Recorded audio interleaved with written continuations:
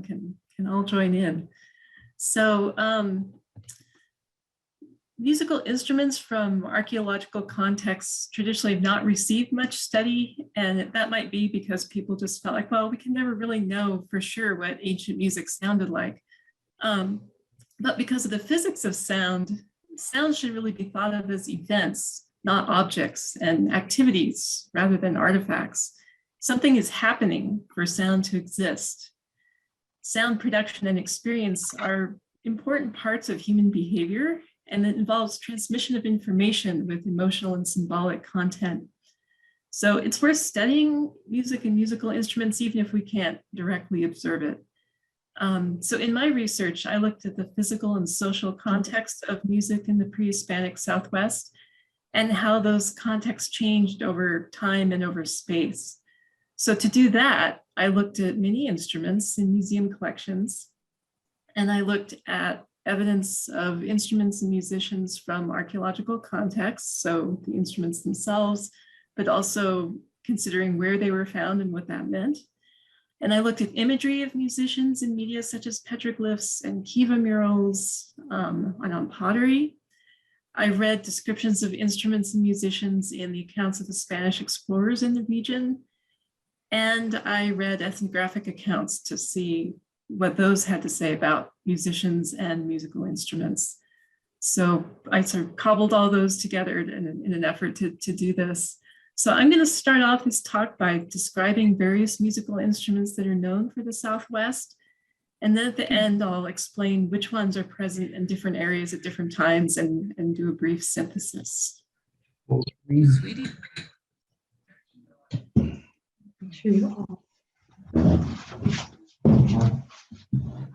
So the way music affects the physical body is not well understood, but we do know that music affects people's heart rate, their blood pressure, their skin temperature, and their respiratory rate, as well as bodily processes and functioning. Music exists in time, and it requires people to experience it moment by moment.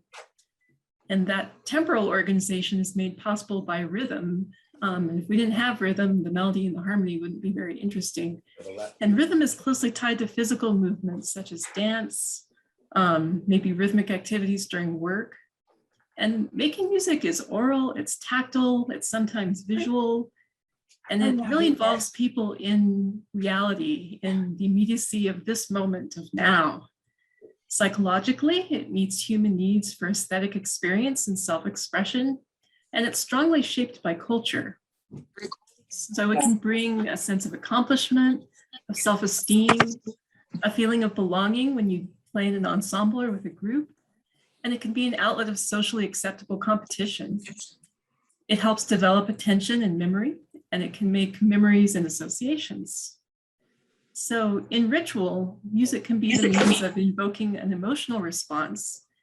It can be entertainment or spectacle to bring people to a religious event, or it can even be thought of as a supernatural power itself. So people's experience of sound begins in the womb, and we begin to explore the sound-making capabilities of our own bodies upon birth. People can clap, we can snap our fingers, whistle, hiss, click our tongues, and stomp. We can sing, speak, chant. We can use vibrato, lisps, nasal tones, quavers, humming, and so forth to alter the sounds that we make with our mouths. And we can use those for informal speech, for storytelling, for prayer, and so forth.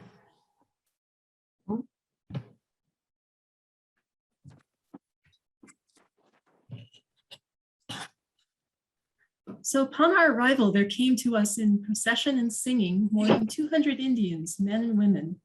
They made music by beating their hands while singing around a big fire. They sing, and in time with the singing, they dance. And the Indians hold their dances and songs with the aid of some flutes, which have holes for the fingers. They made many tunes, singing jointly with those who play. Those who sing clap their hands in the same manner we do. Others were singing, although not very harmoniously. So the use of the human body in sound production leaves little or no physical remains in the archaeological record, right? So some of the only sources we have for looking at the way people made music with their bodies is to read accounts like these that were from the very earliest Spanish explorers. So there are many, many examples in the ethnographic literature of song and spoken words. So rather than go through a list of examples of those, I just want to point out rather that there's an underlying belief system that's widespread enough that it's likely of some antiquity. And that's the idea that words can be compulsory and that speech is an action with real world consequences. And so what this means is that some words, songs or prayers are so powerful that they can be dangerous to people who aren't supposed to hear them. Some songs are sung in a whisper so that even other people with ceremonial knowledge won't hear and be harmed by them. Similarly, the power of a song or a prayer can be diluted if it's shared among too many people. And so some are kept secret for that reason. And this is done either by restricting physical access, singing them only in very private spaces, singing them very quietly, or even by singing songs with archaic words or words in other languages so that few, if any, people will actually understand what is being said. And then one last thing to consider is that if speech is an action that affects the real world, in some contexts, it must be done exactly correctly or it won't achieve that desired effect.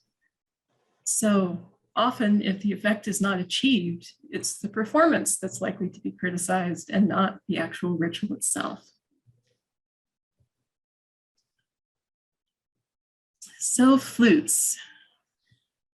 We find both flutes and whistles in archaeological sites in the Southwest.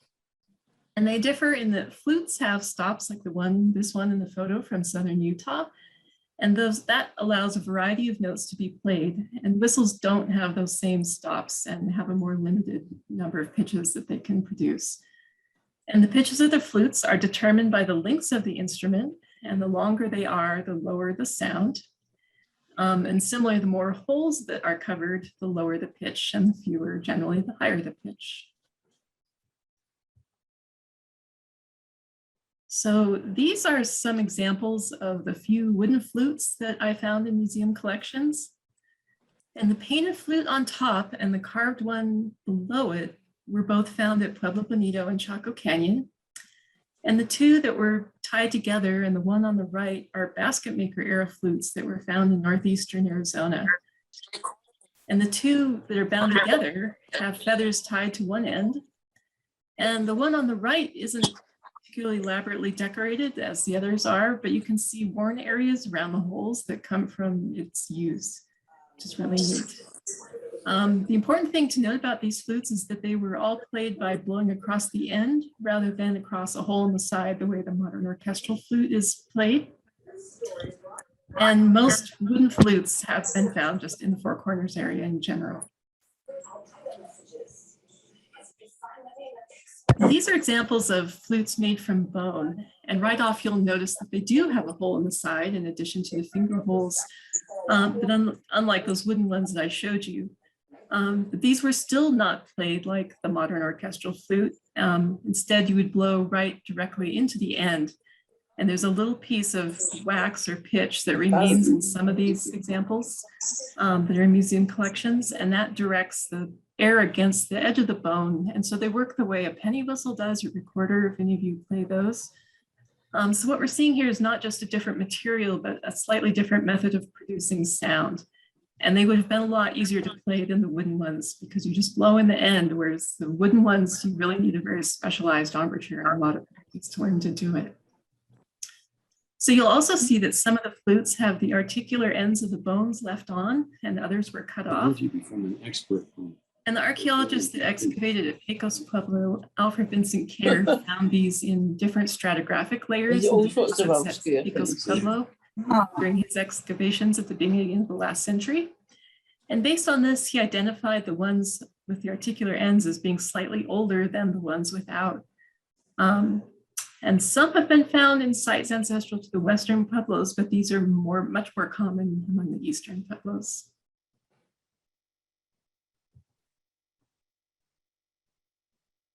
So this is an object from Roe Ruin, which is near Pecos Pueblo, which in turn is near Santa Fe. 2 centimeters, so it's only about 4 centimeters long. Could someone mute themselves? We can hear you speaking. So it would be great if it was more complete, because Kidder felt that it was a flute made of clay. But it's so fragmentary, it's kind of hard to know if his identification is correct. But if it is, it's the only example of a clay flute that's not from down in Mexico that I'm aware of. So it would be an anomaly if that's true. The Indians hold their dances and songs with the aid of some flutes, which have holes for the fingers. They made many tunes, singing jointly with those who play. They say that 5 or 6 get together to play, and that the flutes are different sizes. So this is a continuation of that quote about singing that I read earlier. And what we learned from this is that flutes were played in ensembles with other flutes as well as with singers. It's not exactly earth-shattering information, but it's one of the few written eyewitness accounts of how and when flutes were played. So it adds to our understanding. Their houses are well separated and extremely clean in the places where they cook and where they grind flour. They do this in a separate place or a room in which there is a grinding place with 3 stones set in mortar.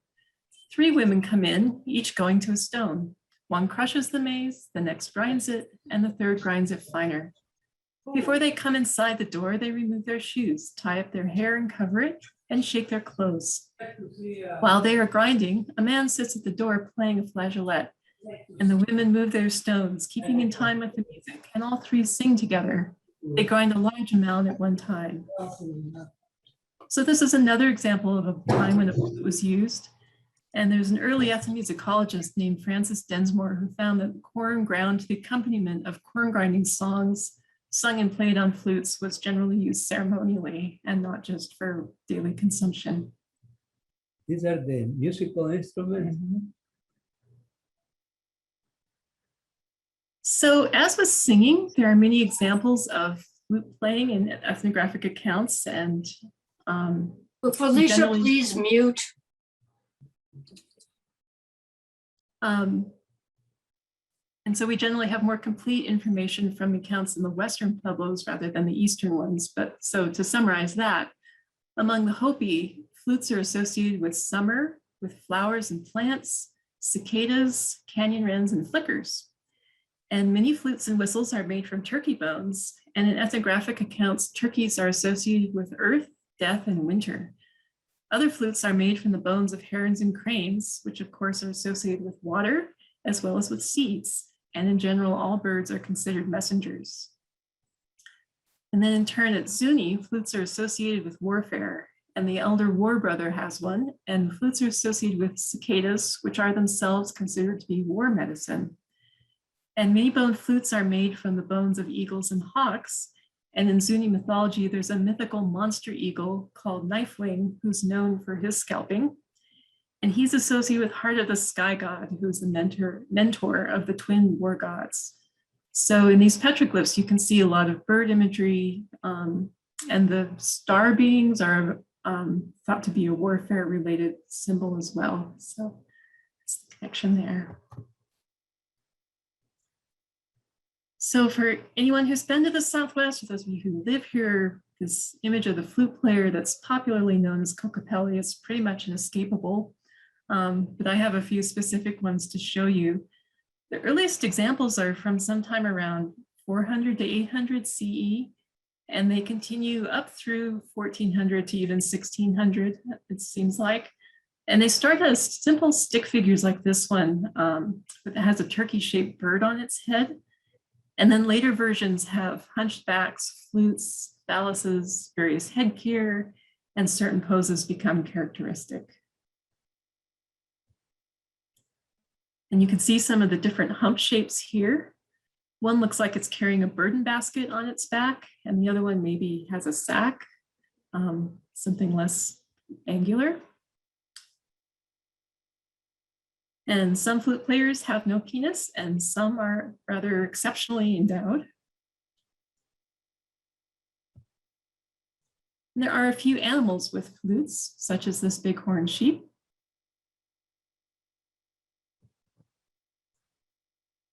So there isn't time to go into all the details about flutists. That's a talk in itself, but I highly recommend, for those of you who are interested, a book on flute player images in rock art by Dennis Slifer and James Duffield.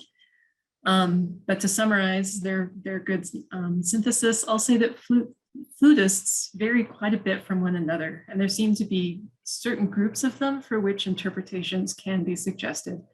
So not all cocopellis are the same, and even the word cocopelli just refers to a certain group. So generally speaking, some of them seem to represent a Hopi clan symbol that is a flute playing guide to the Hopi during their migrations. Others appear to be cicada flutists who are likewise guides. Many flutists are closely associated with animals or are themselves animals, and these maybe are associated with shamanic activities and altered states of being. Some appear to be renderings of mythological events, some are kachinas, and ultimately, while these figures are very different, they, as a whole or as a group, they share a beneficence toward human beings, and many are directly associated with warmth, fertility in the animal world.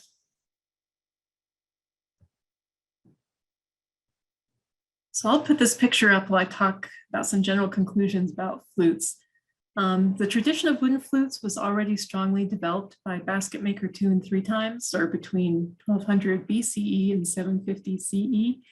And the musical tradition associated with it and other instruments went hand in hand with shamanic ceremonialists involved with the political and religious lives of their communities. So this trend reached its height at Choco Canyon with theocratic leaders that appeared to have used elaborate musical instruments as part of the rituals held there. And with the fall of Choco and the abandonment of the Colorado Plateau, and then the fluorescence of the Kachina religion, wooden flutes were no longer common. And in the Rio Grande Valley, which experienced a great influx of population with the fall of Choco, bone flutes, which incorporate a new technology and a new ideology, become much more commonplace. So we'll move on now to whistles, which are by far the most common type of pre-Hispanic instrument. I don't have any good Spanish quotes specifically about whistles. They're all translated as referring to flutes. But I do have some interesting information from the ethnographies, and I'll get to those in a minute. So first I want to talk about the different kinds of whistles. This form is the standard for the vast majority of the ones out there. They vary a lot in length and diameter, but most are made from the radii and ulnae of large birds, such as eagles, hawks, owls, cranes, turkeys, and whistling swans, as well as a few from mammals such as antelopes, bobcats, and jackrabbits. And as with the bone flutes, they had a lump of wax or pitch below the hole in the shaft that served as a fipple. And so to play them, you would blow in one end. So in particular, in the Rio Grande and Mesa Verde regions, some whistles were made in matched pairs using the bones on the right and left sides of the same bird. So, and as with wood and reed flutes, wooden whistles did not preserve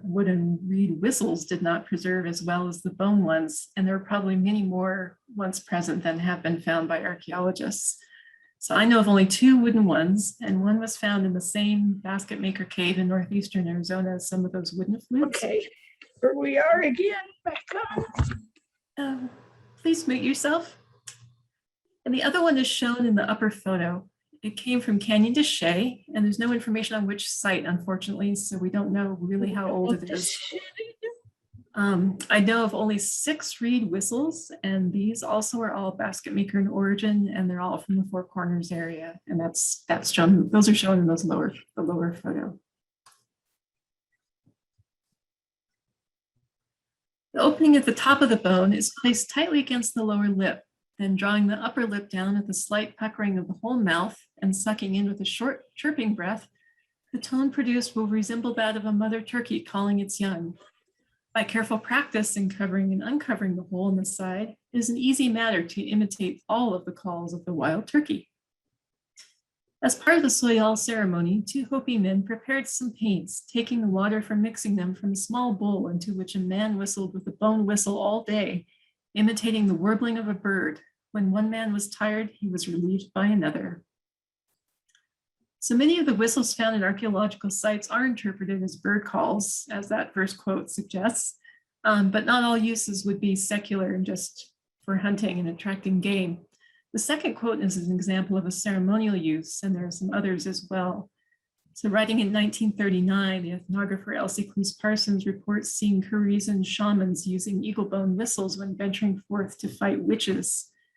And similarly, a whistle made from bear bone was employed in combat against witches causing disease.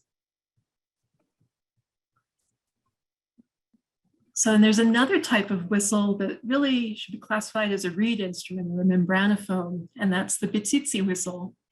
These were made by cutting a section of a bone tube in half lengthwise and inserting a membrane of reeder skin and then binding it back together. And then if you blew in one of the ends, you would cause the membrane to vibrate and make a sound. If you've ever like stretched a piece of grass between your thumbs and blown between them, it's the exact same principle. And again, a sharp high note. So while with the corn maidens and soliciting their return to the starving people, Bitsitzi found a rabbit and said, "This is an animal that is happy all the time. It is good to make people glad." He killed it and made a whistle from one of its forelegs and bound it with sinew from the rabbit's back. This was the whistle he played while leading the maidens back to the people. So Bitsitzi whistles are used during one of the Zuni Shaliko ceremonies and are named after this mythological personage who was a musician and a jester to the Sun Father. And the Bitsitzi whistle carried during the Zuni ceremony is referred to as a rabbit tongue, although at Hopi the sound is compared to the cry of a hawk. And the whistles have been found at Rio Grande sites as well, so they're widespread, and they were most common during the Pueblo 3 and 4 times between about 1150 and 1600 CE, and they seem well correlated with the Kachina religion. I haven't found any other references to use by historic Pueblos, but certainly they continue to be used by the Zuni into modern times. So as with that anomalous possible clay flute, there are anomalous possible clay whistles, such as this one. Clay whistles are pretty common in Mexico and Central and South America, but only 4 have been found in the Southwest. And I don't have photos of them all, but this is one that was found at Owadavie. Unfortunately, there's not a lot of published information about it. So one could blow across the hole and get a sound, but whether this was actually meant to function that way is a little unclear. And the rest of the examples are equally suspect, although Kidder found one at Pecos Pueblo that works just like an ocarina and gave a high piercing note, and that one's pretty convincing. So since whistles are the most commonly found instruments from pre-Hispanic sites, it should come as no surprise that there's a great deal of variation in form and material and function. Similar to flutes, however, vegetable materials such as wood and reed seem to have been abandoned in favor of bone by the Pueblo IV period, and a much wider variety of animal species was used, including larger birds that offer longer bone lengths. There was also an exponential increase in the numbers found from Pueblo 3 and 4 sites compared to earlier periods. And it's probable that the animal species from which whistles were made contributed to their significance, especially those made from eagles, owls, and other animals not used for food. And there's ethnographic evidence that whistles made from particular animals were thought to assist the users by giving them some of the power and strength and any other culturally attributed characteristics of the animals from which they were made. Moving on to bells. Virtually all of the bells in the Southwest are pellet bells, sometimes called crotals, which are spherical bells that contain a loose clapper inside, and sleigh bells are a modern example of that. And the pre-Hispanic Southwestern bells were made from either copper or clay, and they contain small pebbles, balls of clay, or pellets of copper for the clappers. And research on copper bells has been going on since the 1930s. And some very good research was done by Victoria Vargas and published in 1995. And these are some of her illustrations. Copper bells were made in West Mexico by using the lost wax casting method. And there are 2 phases to West Mexican metallurgy. And the first one lasted from about 800 to 1300 CE, and is characterized by the use of pure copper and the production of bells, needles, rings, awls, and tweezers. Phase 2 lasts until around 1520 and is characterized by a use of a wider array of alloys, When that allowed for thinner walls in the bells and also for that simulated wire work you can see on some of them. And you've got the same types of objects, but with the addition of needles and cutting tools. So being of an exotic material and a trade good from a long ways away from most parts of the Southwest, copper bells are probably very valuable items. And we know they were considered primarily decorative because some have been found with shell and turquoise beads. You can see here the similarities in shape between copper and clay bells.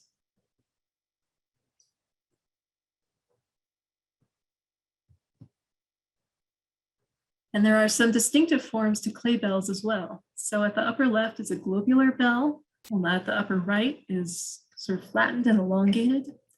And the bells on the bottom have two slits instead of just one, and two holes for suspension instead of a pinched up suspension loop.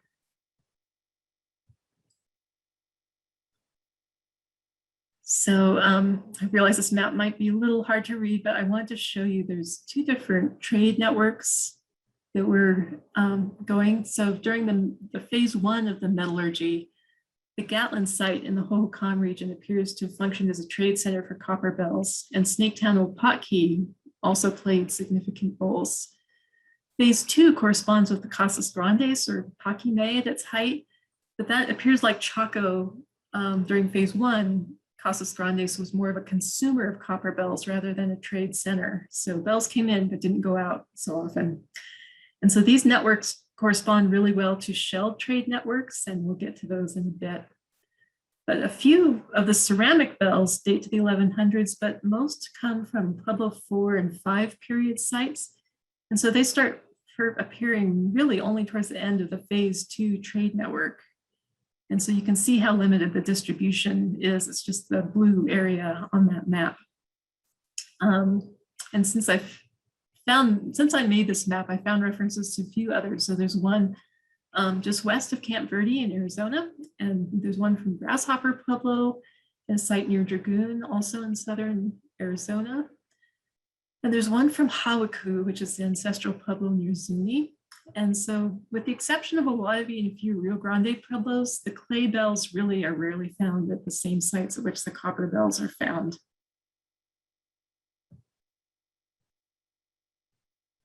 Esteban sent messengers ahead with his gourd, just as he was in the habit of doing, so that they might know he was coming. The gourd had some strings of jingle bells and two feathers, one white and the other red. When the messengers arrived at Cibola, they appeared before the man appointed there by the ruler and gave him the gourd. When he took it in his hand and saw the jingle bells, he at once hurled the gourd to the ground with much anger and wrath. He told the messengers to leave immediately, for he knew what sort of people they represented, and that they should tell them not to enter the city or he would kill them all. When the emissaries handed the ruler the gourd and he saw the jingle bells, he became very angry and threw the gourd to the ground, saying, "I know these people, for these jingle bells are not the shape of ours. Tell him to turn back at once, or not one of their men will be spared." There aren't many historic and ethnographic references to copper bells or clay bells in the literature, but there is this one very important incident that was recorded. And these are two accounts by members of Coronado's expedition and describe the first contact between the Spanish and the Zuni people living at Hawaku in 1540. And it's clear from their descriptions of the events that stylistic elements of the bells tied to the rattles conveyed information about their origin. And they probably would have been immediately recognizable as of Southern origin and might even have represented a particular region or group.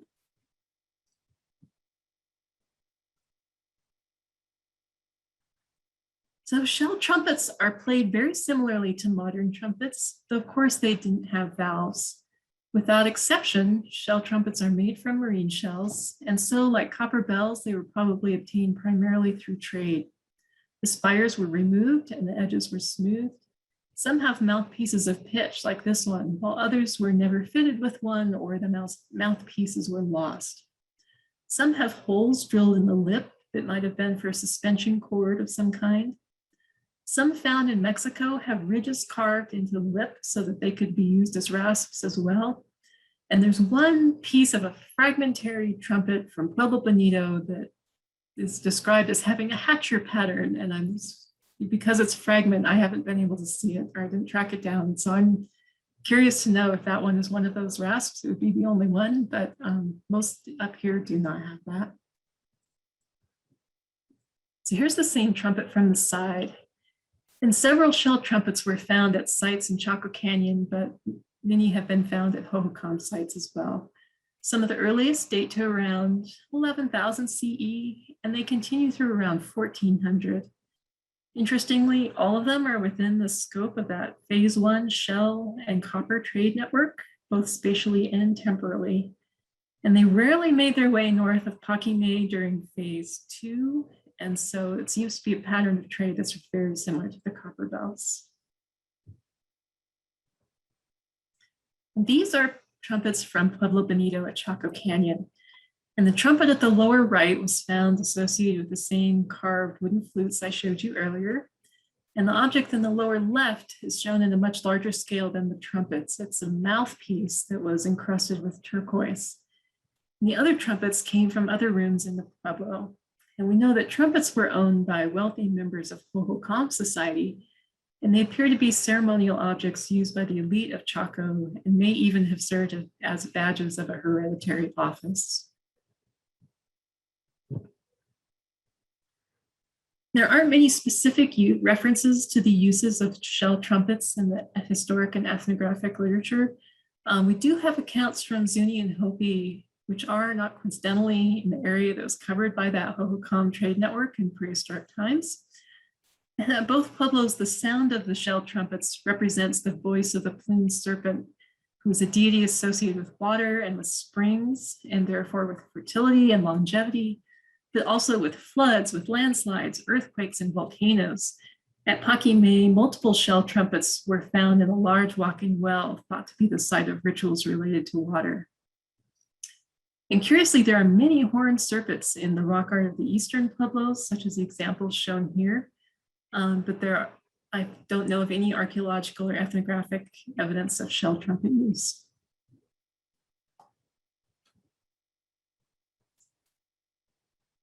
Okay, drums. Wooden drums play a large role in the musical tradition of the Pueblos, but to date, no wooden drums have been recognized in the archaeological record. And so it's possible that drums in the past were basket drums, such as those used in historic times by the Navajo and some of the tribes in southern Arizona. Or maybe there were ceramic drums, such as those observed historically among the Navajo, Zuni, Acomans, and Apache. We have ethnographic accounts of dried rolled hides being used for percussion at Acoma and Zuni. Drums may have traveled north with Mexican Indians accompanying Spanish explorers, or modern drums may have evolved from a practice of drumming on hide shields acquired from plains groups late in prehistory.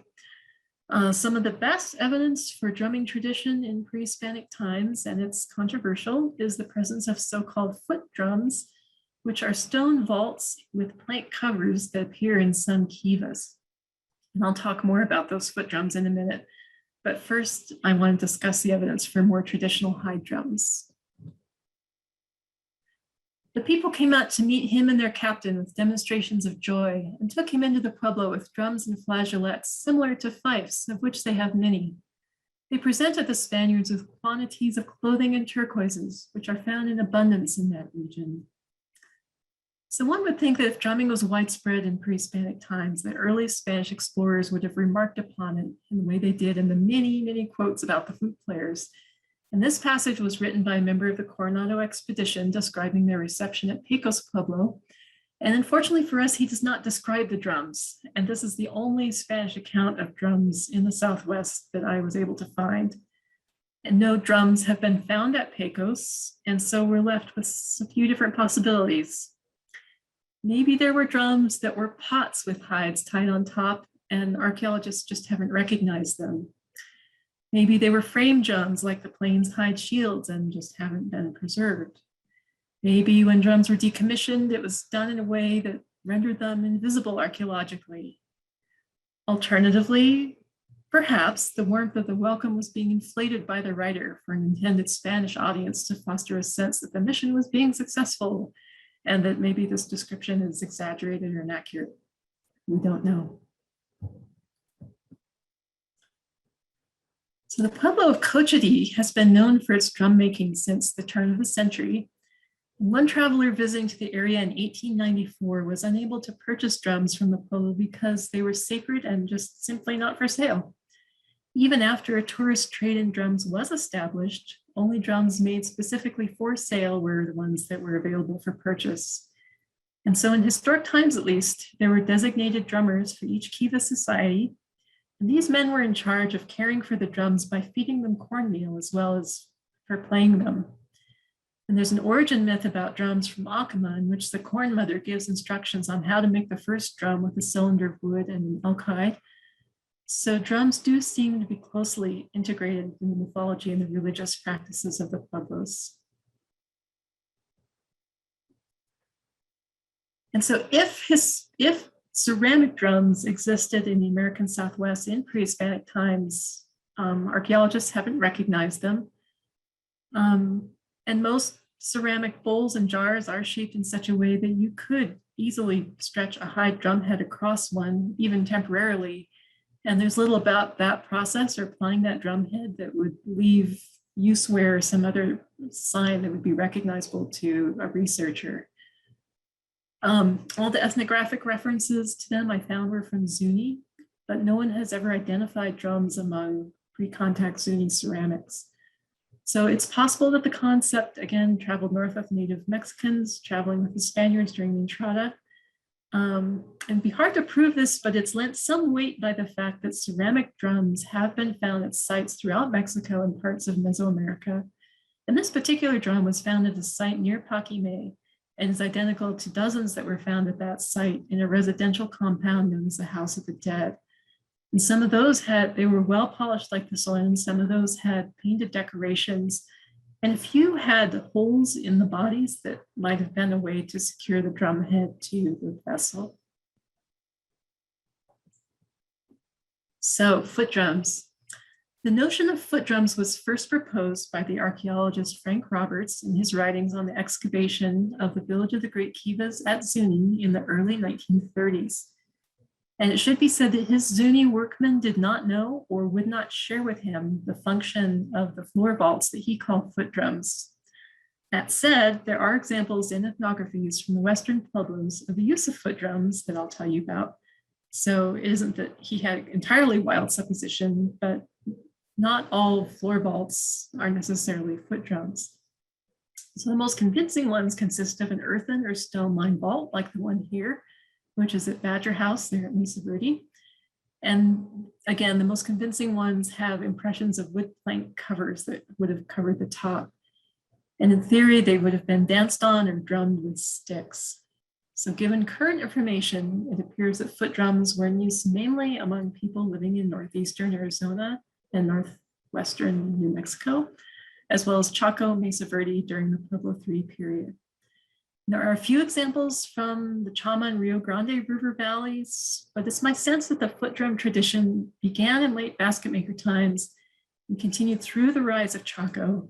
And once Choco collapsed, they were used much more among the Western Pueblo peoples than the Eastern ones.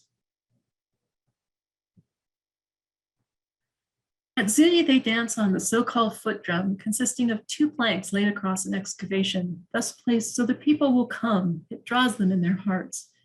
It is believed that these planks form the door for the people inside the earth, the dead Apache, Navajo, Sioux, Hopi, Acomans, and Mexicans, not for people of Laguna or Americans. It makes their hearts shake and tremble. So in ethnographic accounts, foot drums are used during the scalp ceremony at Zuni. And at Hopi, there are rectangular foot drums in some of the kivas that were used during the winter solstice dance and initiations of war chiefs. And temporary ones are built in the plaza at Araibi during the summer snake ceremony. Offerings were placed inside some of them, and as this quote implies, they were considered a channel of communication between two worlds. And this notion of layered multiple worlds is very consistent with the origin myths of many Pueblo groups who hold that they emerged through multiple layers of worlds into the present world through a sipapu. And so there's good evidence that foot drums and sipapus can be considered somewhat analogous. Richard Wilshusen has developed a typology of sipapus, and he recognizes that some are vaults with wooden covers, and he also calls them foot drums. Interestingly, he observes that these are most often found in kivas that would have been used by whole communities rather than just kiva fraternities or other smaller groups. And so more research is definitely needed into the actual capacity of these subfloor vaults to emit sounds the way the foot drum hypothesis suggests that they should. So we need some experimental archaeology done by you who like to dig holes. What is interesting to me, however, is that at least in the Western Pueblos, they seem to be a revival of a very old tradition as part of what might be considered a revitalization movement, maybe in the sense that the ghost dance was. And so that is by dancing on these drums, people at the turn of the century may have believed they could communicate with ancestors that had lived in a time before Euro-Americans came, and perhaps even induce them to live again and repopulate the land with earth, land with people living in a traditional way.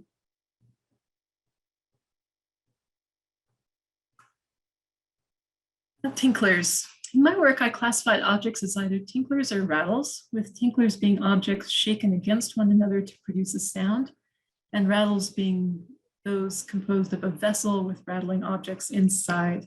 So it is true that tinklers, to Western people, that implies a certain quality of sound, and there are things I classify as tinklers that maybe make more of a rattling sound, but just to distinguish that between the sound production in that way.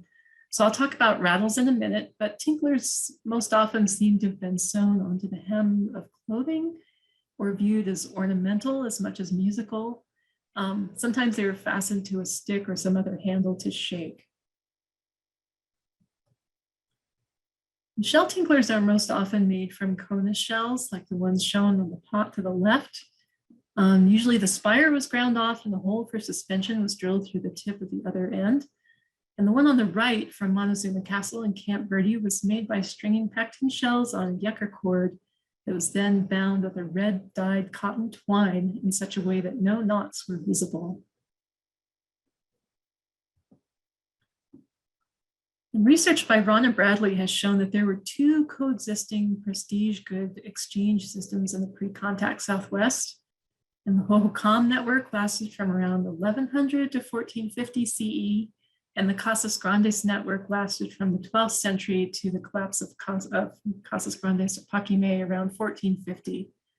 And these should remind you of those two copper bell networks. And of course, the Hohokam network is how all those shell trumpets got to the Four Corners area. And with a few exceptions, all of the literally hundreds of shell tinklers that have been found in the Southwest are found in sites from the Casas Grandes network. Some of the exceptions include Casa Grande, Homology 2, and Sitaki. We know that shell tinklers were sewn onto clothing from many examples in kiva murals, such as this one from the Pueblo of Cochiti near Albuquerque. They are worn by both male and female figures, as well as by figures from mythology. And there's no descriptions of them from the Spanish accounts, and there's only one ethnographic description of them in use, and that being one from the archaeologist Jesse Walter Fuchs describing bandoliers worn during the Hopi snake ceremony at the turn of the last century. And while they're found archaeologically in many different contexts, there is one that's particularly interesting, and that's the burial of a 40-year-old man that was excavated at the ridge ruin east of Flagstaff. And the excavators found tinklers aligned along each leg as if they had been sewn onto leggings. And then there was a little cluster around each knee and around his right hand as if those had been strung together. So the Hopi people assisting with the excavation identified the other ceremonial objects found with this man as those associated with people who perform stick swallowing ceremonies, the way the figure in the rock art on the right is doing here. And the ceremony was meant to strengthen an individual or a group in the fashion that a war leader or other such person would need, and people who could perform it were held in considerable regard by their communities.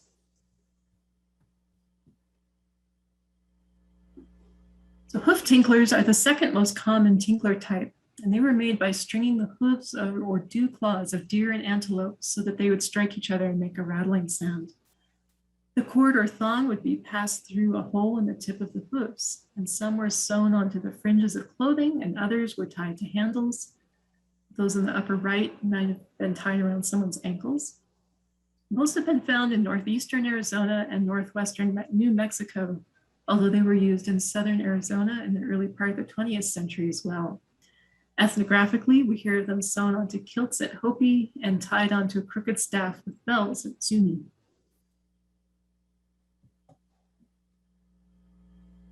Most of the bone tinklers I've looked at are the bones of mammals with one or both ends ground flat and a suspension hole or holes drilled in each shaft. Most are jackrabbit tibias, but some are cottontail bones. And the earliest ones are from around 700 CE, and they continue right up through about 1600. And then the Rio Grande Valley, they first appear around 1300, and they just seem to be part of the general fluorescence of the time, which I'll talk about later. Nut rattles are rare in the archaeological record, perhaps because of the desirability of nut meat as food and their generally perishable nature. I know of only these two examples, and both are from Antelope House at Canyon de Chelly. They're both made of native Arizona walnuts ground flat on one end and strung together with yucca fiber. And the one on the right is similar to the shell tinkler I showed you, and it was made so that no knots or cordage ends were visible. They were all tucked inside that wrapped handle.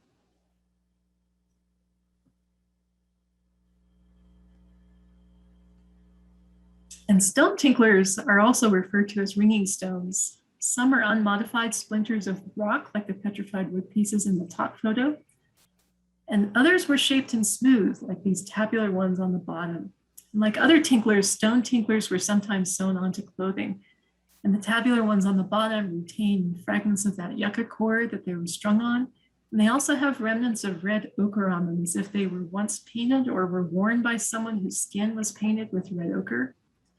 Petrified wood tinklers are, not surprisingly, found in pueblos in the general area of petrified forest. They date from around 900 CE through the contact periods, including a few from Hawiku.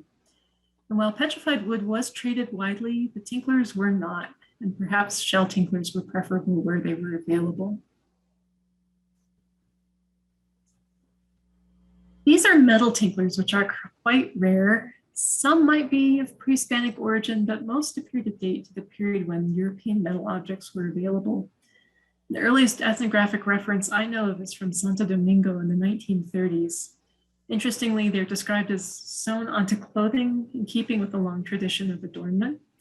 And I also want to point out the resemblance between the metal tinklers shown here and the shape of the conus shells. So shells really are the quintessential tinklers. There are two other kinds of tinklers that I don't have photos of. A set of wooden tinklers was found by the archaeologist Byron Cummings in a cave in southern Utah, dating to sometime before 1000 CE. And these may have been more widespread, but of course wood is quite perishable. And a very rare form of tinkler was noted by the anthropologist Leslie Spear among the Havasupai in the 1920s that would be even more perishable if it were made in pre-Hispanic times. And that is deer eye tinklers. The fluid from the deer's eyes was drained, and then they were inflated and dried.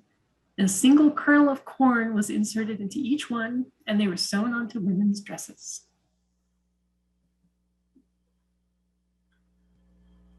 Rattles have a long history in the Southwest and were made from a variety of materials, including boards, turtle shells, leather, clay, and cocoons. Since most of the materials are highly perishable, I suspect that many more were made than the small sample I found in museum collections would suggest. Boards were one of the first domesticated plant species in the New World, and if left dry intact, they'll rattle naturally. Some gourds are shaped so that they have natural handles, but others, like the one on the upper right, would have had a handle of wood, bone, or a corn cob. And seeds of the gourd could be used to make it rattle, but small pieces of clay or pebbles could have been put inside as well. Sometimes the handles survived even when the gourd didn't. And of all rattles, gourd rattles seem to have been the most highly decorated. The ones that have survived that have been found that range in date from the Pueblo II to Pueblo IV periods, or 900 to 1600 CE. But this is probably a function of the perishability of the material rather than a reflection of their actual absence in earlier times. So these photos are from the top and bottom of the same hide rattle. And you can see how the leather was stretched over a wooden frame and then gathered and tied. Pebbles or seeds would have been placed inside. Other times, pieces of hide were filled with sand and allowed to dry, and then were filled with seeds, pebbles, or shelled corn. Like gourds, these rattles are highly perishable, and I only know of 3. They're all from Sinagua and Salado sites in Arizona. And what's interesting is that they're all very similar to some that are used by some of the Hopi fraternities as late as the 1960s. And the Hopi are the modern Pueblo most associated with these ancestral cultures. And so these rattles are good evidence of a continuous ritual and musical tradition.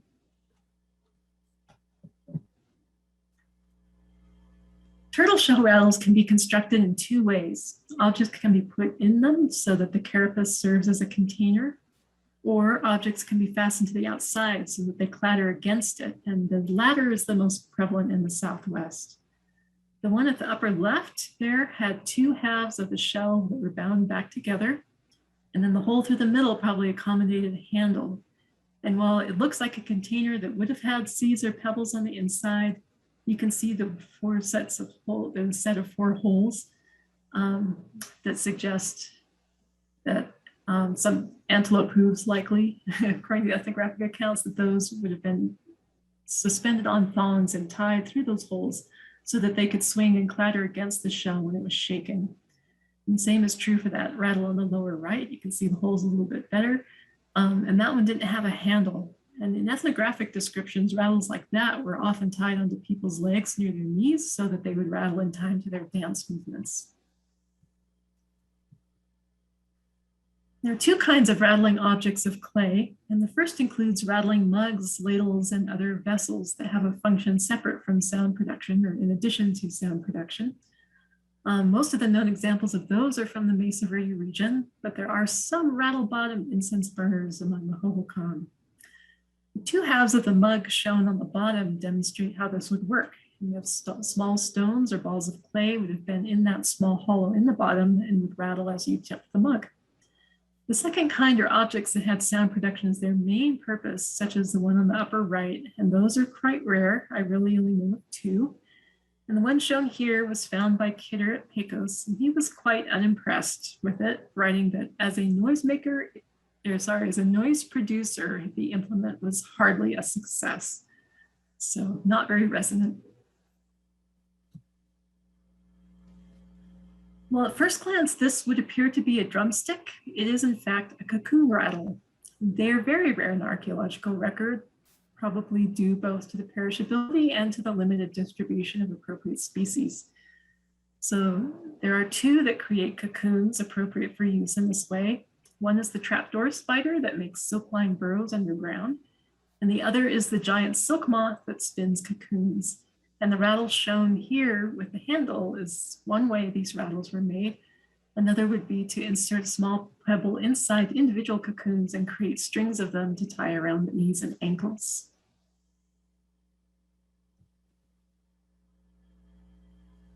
The only Spanish reference to a rattle that I have found is the story of the Spanish entering Habaku that I've already recounted for you. In contrast, there are many, many examples in the ethnographic literature of rattles in use. And in general, they're associated with rain and fertility. And there's also a Hopi story about a girl who'd been kidnapped by Icicle Boy, and she's helped by Old Spider Woman, who lives in a tiny hole in the ground that one can enter by climbing down a ladder as one would a kiva.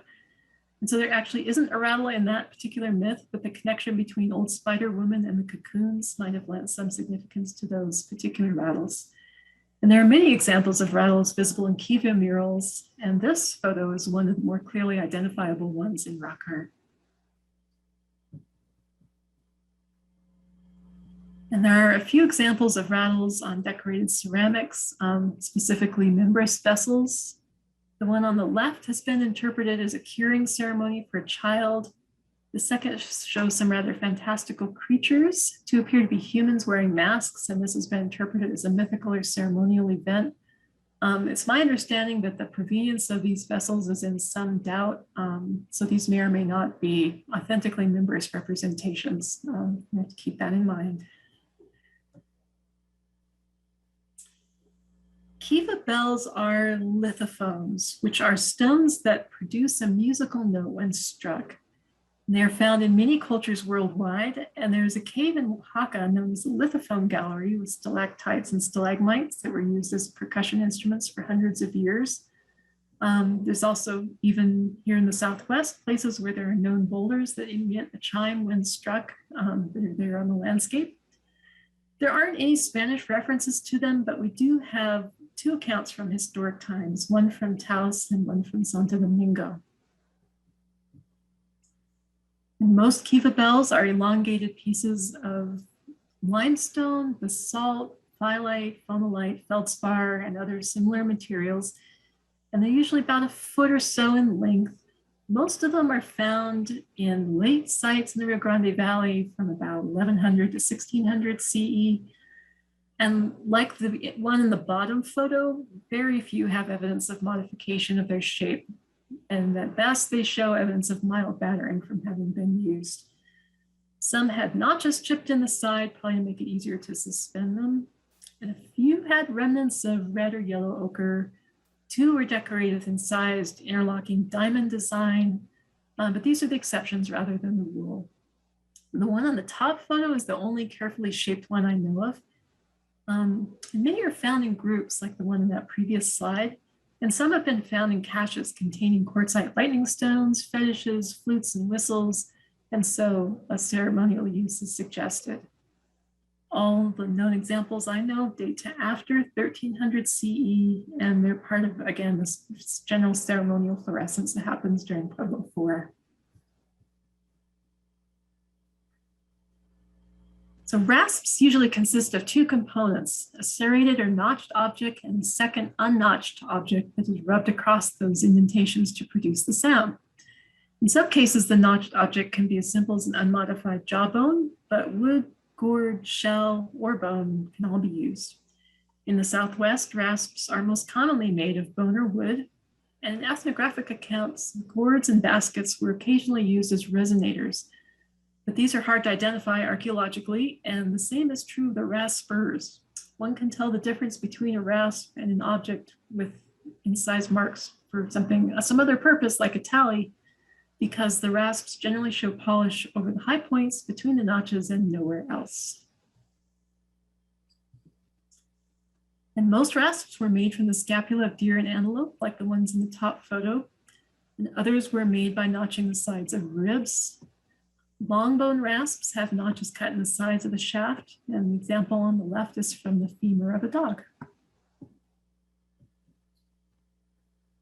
Wood rasps especially seem to have been used with gourd resonators, and they were often rasped with the scapula of a deer or antelope. And this is the only pre-Hispanic wooden rasp that I've found an example of, and it's from a site dating to between 1300 and 1600 near Point of Pines in southern Arizona. So rasps seem to be a post-1200 CE phenomenon and appear to be pretty closely associated with the Kachina religion, although there are some examples of use in other contexts, such as barebone rasps on the Walpi War Society altar. Often rasps are played by women, and there seems to be a conceptual connection between the action and sound of grinding corn and the action of playing a rasp. Some groups compare the sounds of rasps to the croaking of frogs and associate them with moisture. Some rasps were decorated with cloud terraces or turtles or other animals, and those are all associated with rain in some way. Others say the downward strokes are comparable to brushing away sickness, and so there's a curing function there as well. Most of you probably associate bull roars with Crocodile Dundee, that old movie, or at least with Australia. For those of you who aren't familiar with them at all, bull roars are made by attaching a flat, narrow, elongated object, such as a slat of wood, to a cord and swinging it rapidly in a circle. And the result is a humming or whirring sound that varies with the speed that you are swinging it. Most of what we know about bull roars in the Southwest comes from ethnographic data, and the object in this photo is the only object that is even possibly a bull roar that I've come across. And there are descriptions of bull roars in use at Hopi, Zuni, Havasupai, and Southern Arizona tribes at the turn of the century during pilgrimages to springs, and for the purpose of creating wind to bring storm clouds. There's even a Hopi deity who's said to carry a bull roarer. He has a single horn in the middle of his head and is associated with that horned serpent and the Kwan society, and thus with warfare and hunting, as well as fertility in life. So there are a few references to use among the Western Pueblos and the Apache, but they are less frequent. So the object on this membranous vessel has been interpreted as a bull roarer, but more recent analysis indicates it's much more consistent with a turkey feather fan. So a lot more information on bull roarers is needed, and because they aren't used in Western music, it's possible that many go unrecognized by archaeologists who are unfamiliar with them. So while initially they seem to be associated with the Kachina religion ethnographically, they are more often used by members of certain Kiva fraternities than by individual Kachinas, and thus they might be associated with ceremonies of greater antiquity. Hard to know. Common to all accounts, however, is their symbolic connection with storms, lightning, moisture, fertility, snakes, and wind. So I know it can be hard to get a cohesive picture when presented with all this information instrument by instrument. So this all becomes more relevant when you consider what can be concluded about significant change in social and ceremonial practices by looking at the distributions of musical instruments.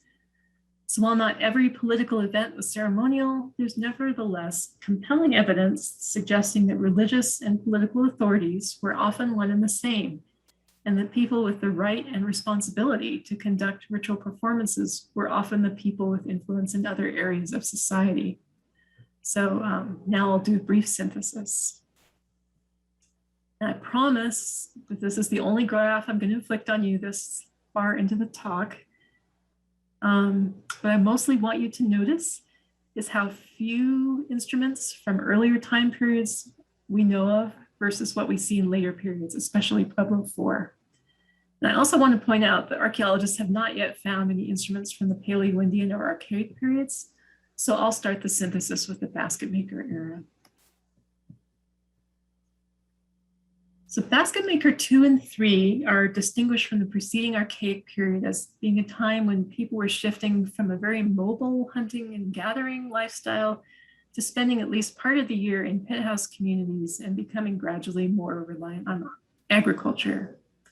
So these are the main instruments that we know of in use in basket maker times. And the examples that we have came mostly from northeastern Arizona, where we have those nice dry alcoves that make for great preservation of perishable materials such as these. So this pattern may represent a regional tradition, or it may just be that instruments really were more widespread and just simply haven't survived in areas with less protected sites.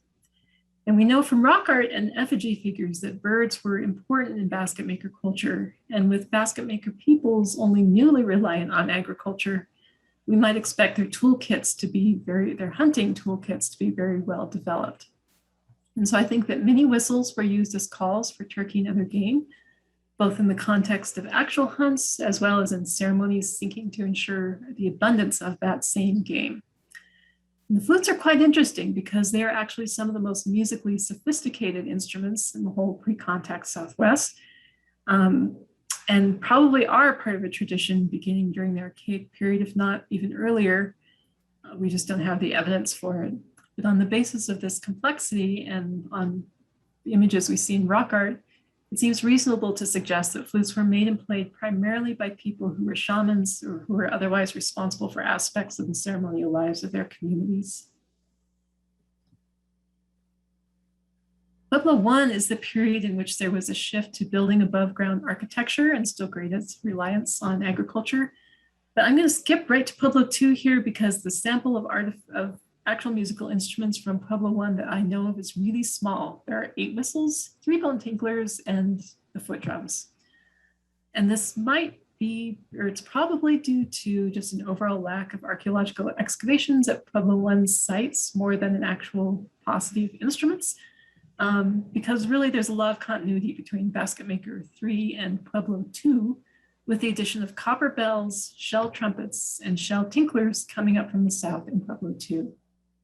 Of course, Pueblo II is the period at which Choco Canyon was really at its height as a regional polity, with monumental great houses, great kivas, roads, and other hallmark features.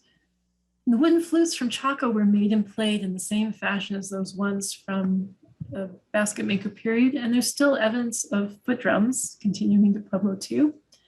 What's interesting about Pueblo II is that this is the first time in which certain instruments were traded over a great distance as luxury items. And it's also the time for which there's the strongest evidence for an institutionalized religion, with musical instruments being one means of creating a ritual atmosphere for those ceremonies, or even as a way of enacting certain prayers. So if you compare the variety of objects from Choco Canyon with contemporaneous settlements elsewhere, it's clear that the greatest musical variety and elaboration was taking place in the context of Choco and great houses in the heart of Choco Canyon.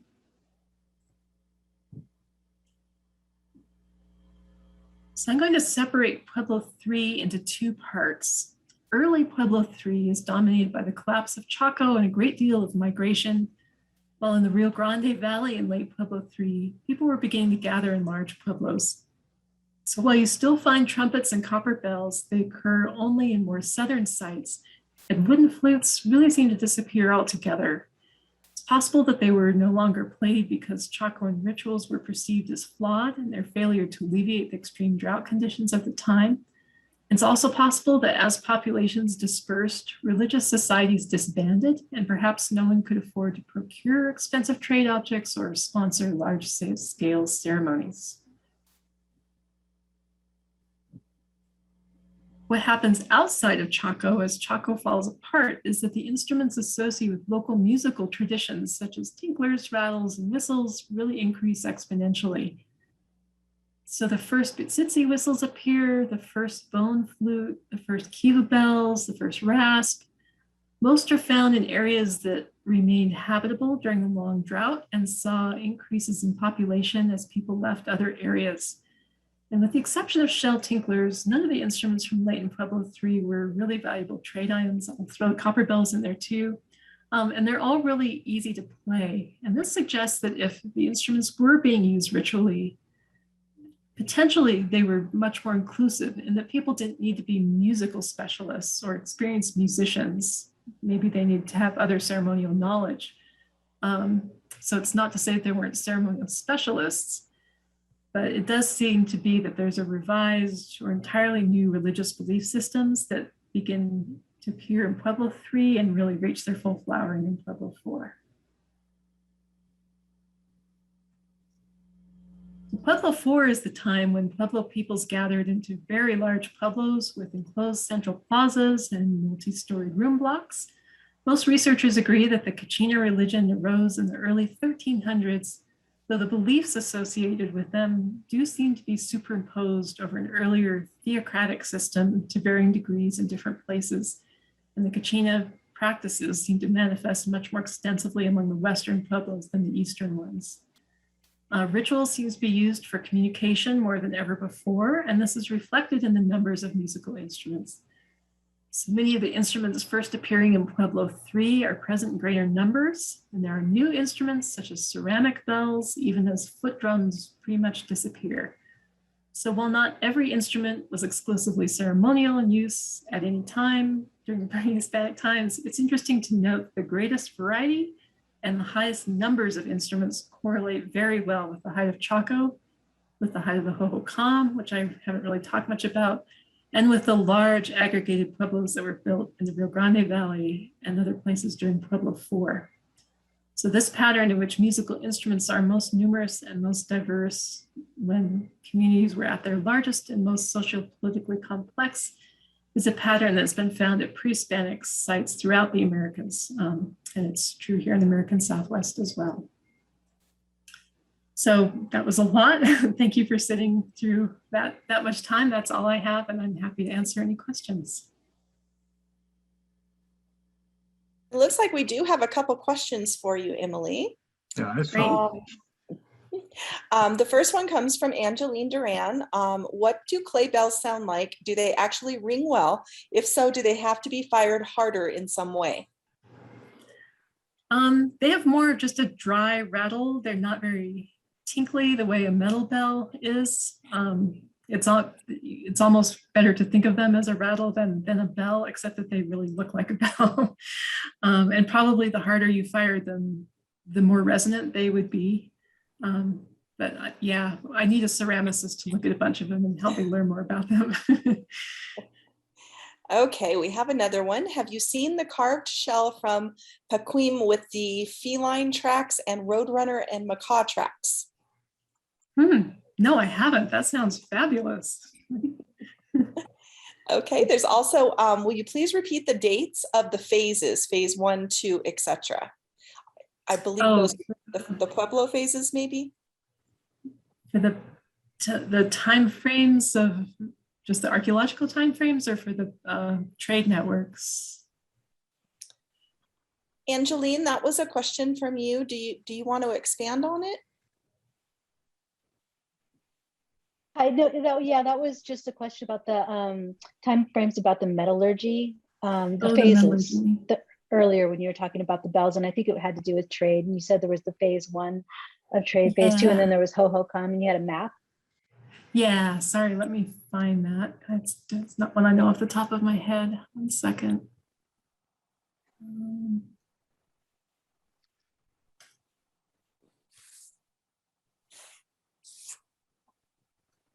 Okay, the first phase is 800 to 1300 CE. And then the second one is from 1300 to about 1520. And I really recommend Victoria Vargas's book if you have an interest in that metallurgy. And she has some references to Hostler and others that have done really good work in that area. Okay, we have another one. Is there evidence of drum heads being glued to the shell? Not that we know of. I think we would see remnants of that, around the rim of any kind of vessel for which that was true. And I don't know of anyone who's recognized that anywhere, or yeah.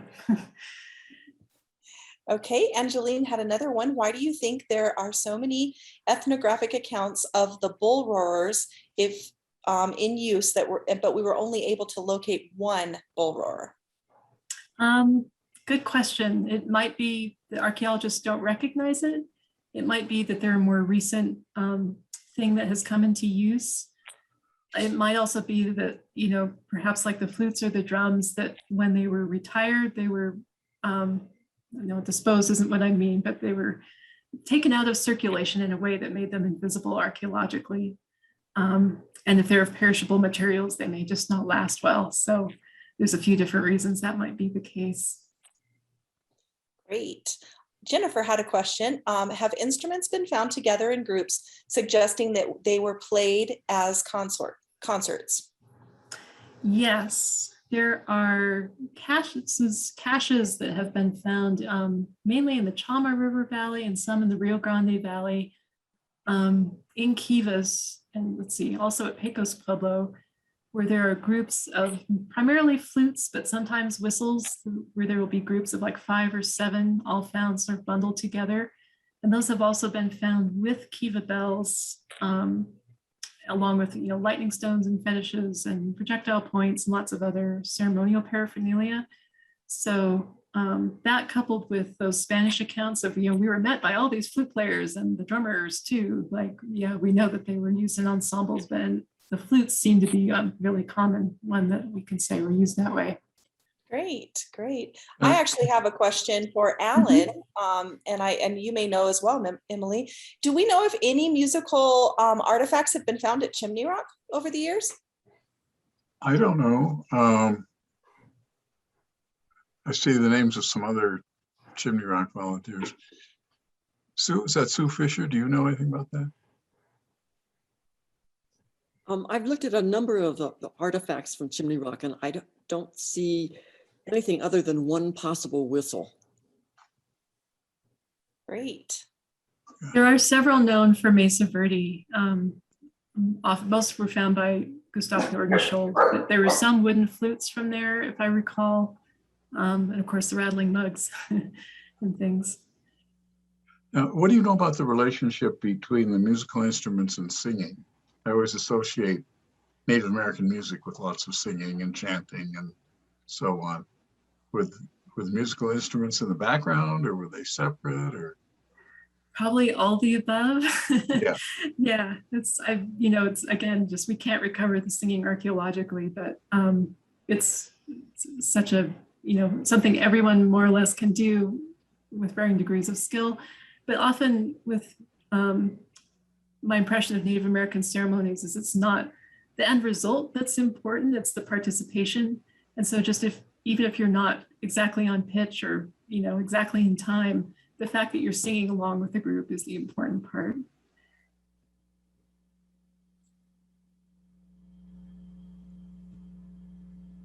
Anything else? Does anyone else have any questions? I haven't seen anyone. Let's see, were there any stringed instruments found anywhere in America? Do you know?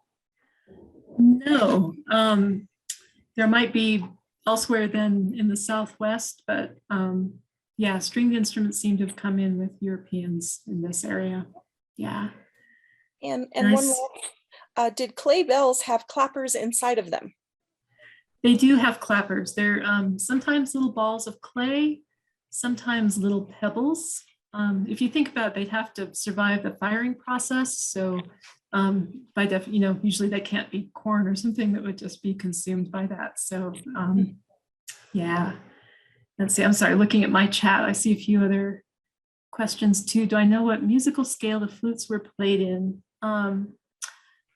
There wasn't a set musical scale the way, we Westerners have middle C and it's always the same frequency. And even the intervals between them were pretty flexible. I tried like measuring the distances between the different holes and just trying to get an idea of, is there any standardization? And there aren't. Elizabeth Ann Morris played that set of paired flutes from Broken Flute Cave that had the feathers with them. And in her dissertation, she says what pitches or the nearest Western pitches that she got from them. And there's a couple of Facebook groups where people really take a deep dive into that. They've made replicas as exact as they can, and they're experienced people who can play that end blown flute technique and really go into it. And there's a lot of discussion about all the different ways that you can get pitches out of them, and it's incredibly complicated, the physics of all that. Let's see, another question is, do I know of few museums with good exhibits of musical instruments or instruments in their collection? I'm not sure if it's still up, but the Museum of Indian Arts and Culture a couple of years ago had a good exhibit on pre-Hispanic musical instruments. And I know a few museums will have like a bone flute. I know like there's one on display down at Grand Quivira if you go down there, of a bone flute that was found at that site and things, but places that have a good number in their collections, certainly the Museum of Indian Arts and Culture is one. The Maxwell has some. The other museums I went to were mainly back east, the American Museum of Natural History, the Smithsonian, the Peabody, some of those. And then the other place that has a lot is the Western Archaeology and Conservation Center, which is the Park Service facility down in Tucson. But they don't have a museum, it's just researchers who can go in and look at those. I had one more question in there, Emily. Yes. Can you provide a source for the map of the trade network of copper bells and shells? Let's see, the one I drew, I took from partly Rana Bradley's work, and she did her dissertation on shell trade networks. And then Victoria Vargas will have the one that shows the metallurgy. And I can email you full citations if you need them. If you want to text me your contact information, or if that's enough to go on, then that's great. So the first person's Bradley, what that name was, Rana? Rana, R-O-N-N-A, and then Bradley. Okay, and the other one, Victoria Vargas. I should be able to find that. Thank you. Yeah. Emily, do any contemporary musicians play the bone flutes? I've heard most of the other things you've mentioned. I've probably heard them, but I've never heard a bone flute. Yeah, there are some. Oh gosh. I'm not sure if Scott August does. I know there are some native flute players from this area that do. I can't remember if Robert Mirabal is one.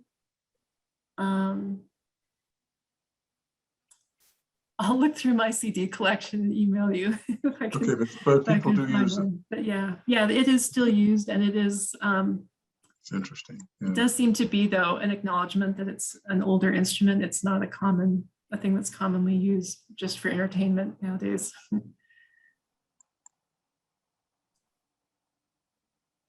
Well, if anyone doesn't have any additional questions, I just want to thank Emily for being here tonight. It was a great talk. I think everybody learned a lot from you, and we really appreciate your enthusiasm for the subject and all of your knowledge. Thanks again for having me, and thank you all for your Why don't you questions. all and kind comments. unmute your phones, and let's give Emily a round of applause here. That sounds Thank you wonderful. so much. It was fascinating. Really unique Thank you. talk. Thank you. Job, Emily. I appreciate that. Thank you. Thank you so much. You're welcome. Thanks. And just so everyone knows, we'll be posting a recording of this for future reference. I hope to have it up by tomorrow afternoon. It just depends on how long it takes for Zoom to process the recording. So I'll get it up there as soon as I can, and we'll be able to reference some of the information you gave us tonight, Emily. All right. Thank you. Thank you. Hope everyone has a wonderful evening. Thank you all. Thank you. Thanks, Alan. Thanks, Emily. You're welcome. Good night. Thank you. Good night.